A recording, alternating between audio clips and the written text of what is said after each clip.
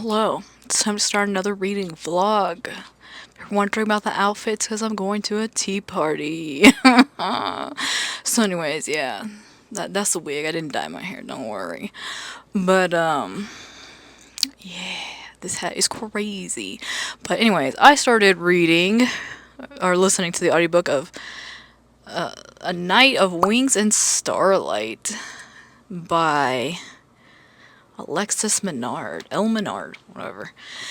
Anyway, so far this book is definitely hella YA. Our main character's kind of obnoxious. She's very demanding, very pushy. She was sold off by her parents at a young age, so I guess she has reason to be sassy as hell about it. But she's been training to be a runner her whole existence now. So she is just like not having a very good life, really. It doesn't sound like a good time. But anyway, so they keep them in the mountain and then they train them to run and then they get selected by the queen or whatever. And then they have to go run outside and get messages and deliver messages or whatever the hell. So she gets selected for that, and then she ends up doing that. But she gets selected because she does a crime, basically. They're not meant to like hurt anybody when they're doing this, but she gets like put in an arena and like or something and finishes this dude off, and she's just like for shame. And then they're like, no, this is why you're perfect for the job, and she's like, what the fuck. So, anyways, yeah, she gets sent on a mission and pretty much immediately deserts. Like, she's like, my duty? She's finding out all kinds of stuff that they don't tell them, which is crazy because if they're gonna go outside, shouldn't you tell them something? I don't know. So anyway, she's finding out like stuff she's not supposed to know, but there's also like vampires and stuff out there, so it's like kind of dangerous. Their world is dangerous, but then it also sucks where she lives. I don't know. Everything sucks. But anyways, I think this is like a duology. I see that there's like one more book listed over here on Storygraph at least, so we'll see. But so far she's kind of just a little overbearing and just really horny. Like she just really likes this dude with wings. I don't know what the hell he is. I don't think they have explicitly said. All I know is that he can do magic and he is able to shield her from the vampires finding her.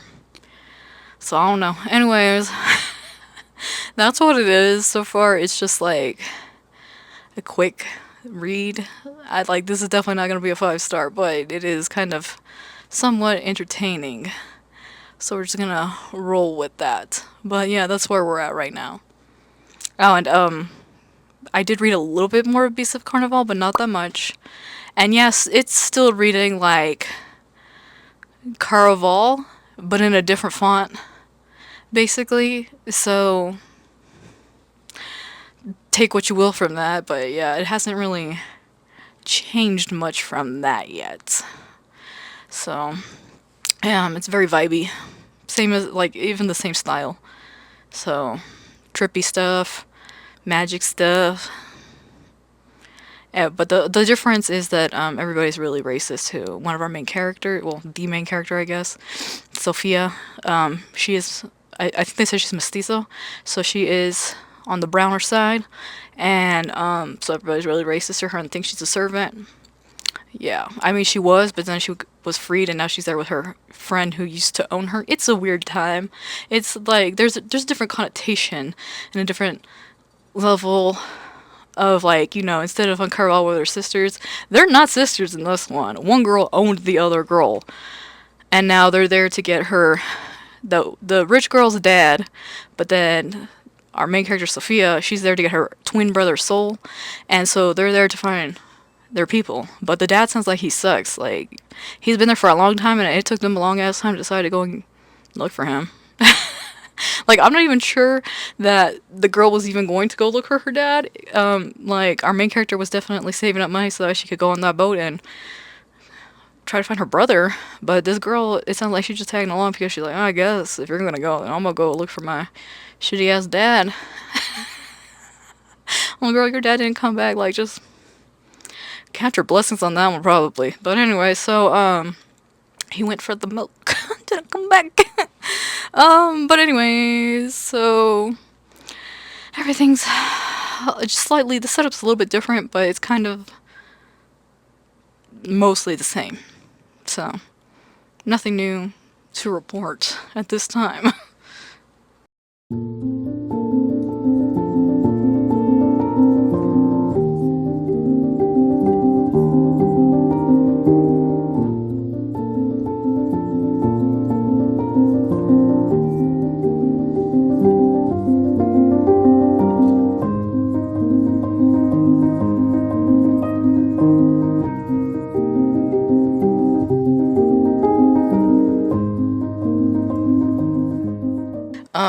We're going to unbox my Romantasy package here, and then we'll do the reading updates.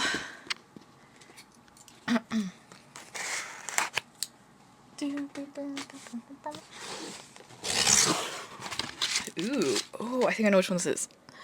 Fateful Bonds. Oh yeah, Arcana Academy. Okay, okay. I don't know what I thought it was gonna be, but like, ooh, okay, okay. Hold on. Look at the. Holy smoke! This is a chunky book. Ooh, there are cards all the way around. Nice. Okay. Let's see. Let's say a playing card a bit. So the A. Ooh, okay. Ooh. Let me see. Let's open this hoe up. Okay. Looks like we have the original cover inside.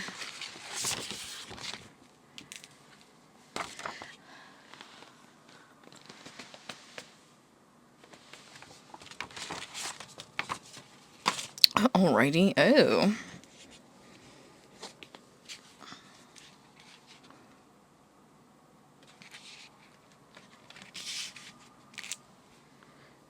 Your future is your tuition? What? That sounds ominous as fuck. So let's see. Let's see the end pages.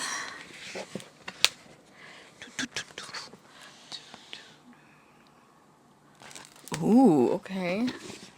They're foiled, but with silver.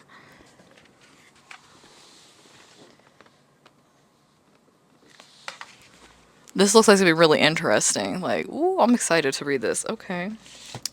Well, that's looking cute. So, anyways, the books that I have been reading. Let's update for Beast of Carnival. So, I've been reading more of that, and so far, like, I have a theory. I think, you know, because people come to this island and they don't really leave, or like some of them die, and I think that they're turning in to the monster servers. Basically, the servers all look like monsters, and the assumption is that it is people with like masks, like carnival masks, like just to the nines basically. But I kind of think they really are monsters, because our girl has been digging around and poking around, and they literally never talk. Never talk. They never, ever, ever talk, which is sketchy and weird. So, yeah, I don't think the servers are regular people. That's my theory. My theory is that she went there looking for a brother, and her brother has turned into one of these monsters, and then that's that. Like, I don't know how you get anybody back from that. But anyway, so she's been prancing around, looking around, trying to find stuff, and all she's finding is more and more like sketchy, kind of creepy stuff, honestly. And then, but the rich girl's just doing whatever. Like, she's literally just there partying, it seems like, while she's over there looking around. And then she doesn't seem like she's doing anything until her friend is like, well, okay, well, like lecturing her friend, like, well, we gotta be asking the rich people a bit stuff. And she's like, you could have been doing that while she was digging around. Why would you wait until like a week later or something? I don't get it. Anyways, finally the rich girl's trying to do something to help And there's mentions, somebody mentioned her father, but she thinks they're lying for some reason. I don't know. Everything about this whole island is sounds sketch as hell. Like the vibes are off. The vibes are not correct. But our main character is very Sophia is very what do you call it? I guess she's very disbelieving of anything supernatural. But I'm pretty sure she's surrounded by it right now. So, yeah, I don't know. She's in denial, I think. Yeah, I think that's gonna just be the solution to this problem she's having. But yeah, I don't think this is going to end on a positive note. That is my guess. So yeah, anyways, that's that so far. Not much. But I also started this Poison Heart, and so far this is good. So our main character Briseis, she gets a inheritance when her aunt passed, her like biological aunt, because she's adopted. But then she gets a will, like she's in the will of her aunt, and so she inherits their creepy old house. Except in that creepy old house, there's like a bunch of like poisonous plants and stuff, and but she's resistant to it because she has plant magic. Like the poisonous plants don't hurt her. They don't kill her. They don't hurt her. She's fine. The magic she has clearly comes down the family line. That for some reason her mom just, I don't know. I guess they put her up for adoption thinking that she'd be safe from that, but like at the same time there was no explanation about her powers and stuff, so I don't know. She doesn't really know what to do with it. And so we're trying to figure that. She's trying to figure that out. But like, yeah, the house they got a lot of people wandering around on the property and being weird so far. So it feels almost slightly horror-esque just because like the plants are kind of sentient and doing shit, snatching people up out of the ground and stuff. So yeah, I don't know. There's a lot of questions of like what the hell were these people doing before that lived there? Like her aunt, like what the hell? And she apparently looks just like her mom, so she's getting called that and stuff. And yeah, I don't know. Her biological family clearly has been up to some shit. and obviously had like similar powers. And yeah, that would have been nice to tell her why they were alive, but they did not. So I don't know. There's that. And yeah, we're just gonna see where this continues. I'm not that far in yet. Probably only like a third of the way, but so far it's interesting, and I would like to know more. Alright, we're gonna do this update again because I did not have my mic on apparently. And now I have Amethyst with me. Ah! Okay, anyways. So, I finished reading 2 books yesterday. Right, Amethyst. I finished reading This Poison Heart, which, the ending of this ended up being so good. Like, I was super invested, and we find out so much more about, like, her bloodline and everything that's going on, with that. But there's still a few questions that I think are gonna get maybe answered in the second one, because there is a sequel, and I was so excited for that. I'm gonna go dig that one out in a little bit here, because, this was the shit. Like, we are 2 for 2 with Caitlin Bayron? Caitlin Bayron's books.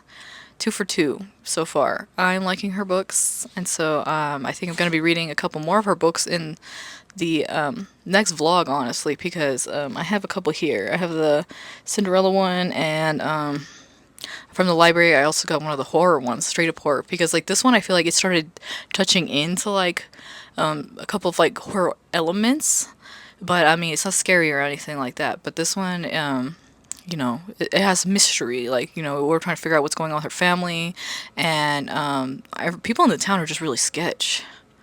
Like, this is definitely one of those be careful who you trust type of things. But yeah, it ended up being very like action-y, action packed, I guess, at the end.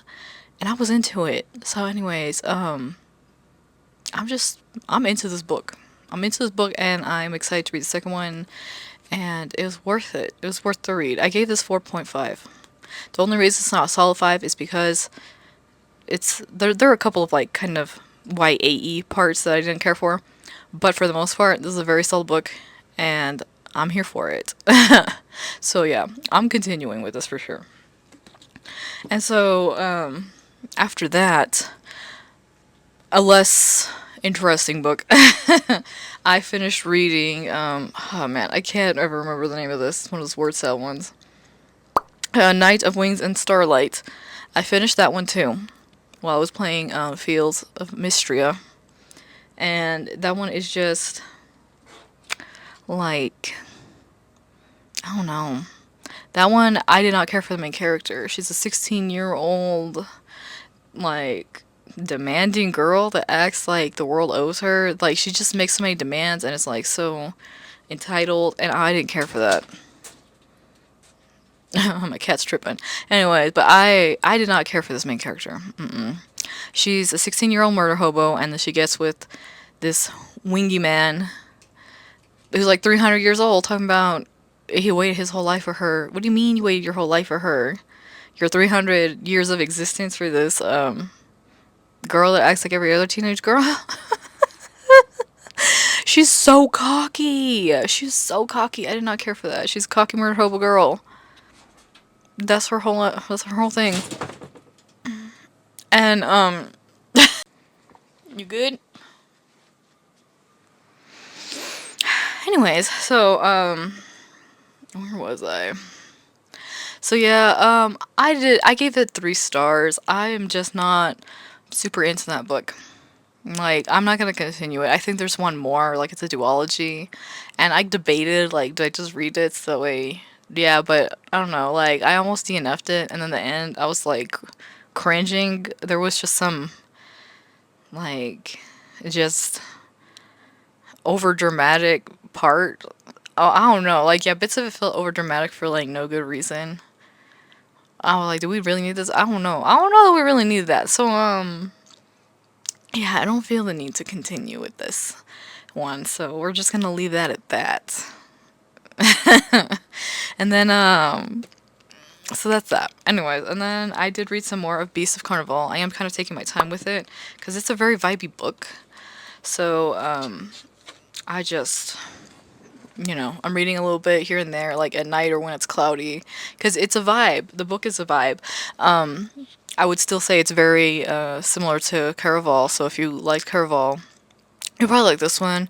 And I still don't think it's gonna have a happy ending because this place, it seems like people are just kind of getting lost in the sauce. Like, they go for the party and then they just kind of like forget their whole lives back home is the vibe. So yeah, it's like the ultimate people snatching scheme, really. I feel like something's in the wine, something's in the air, so there's craziness. And I still think the answer is going to be a magical one, as this is a fantasy book in the first place anyway. So, I mean, it's pretty freaking obvious. But I think there's going to be a lot more shenanigans going on toward the end. Like, I feel like this might break down into a little bit, also with a touch of horror-iness, because it's already getting, well, we're getting some, like, slightly creepy parts. But then, you'll go to, like, the next scene, and our girl kind of, like, isn't thinking about it at all, and it's just like, what if I just steal some stuff? The girl, what? You're here to get your brother, the fuck? So loud. So, yeah, I don't know. I feel like people are just, like, losing their priorities and just not paying attention anymore, and that's the point of that place. So, we'll see where it continues to go, because I can feel it spiraling into craziness a little bit. I feel like that's where this is headed. So anyways, we're gonna keep going and see if that's accurate. But anyways, I'm gonna end the vlog here, and hopefully we'll be finishing that book in the next vlog. But yeah, we're going to move along now.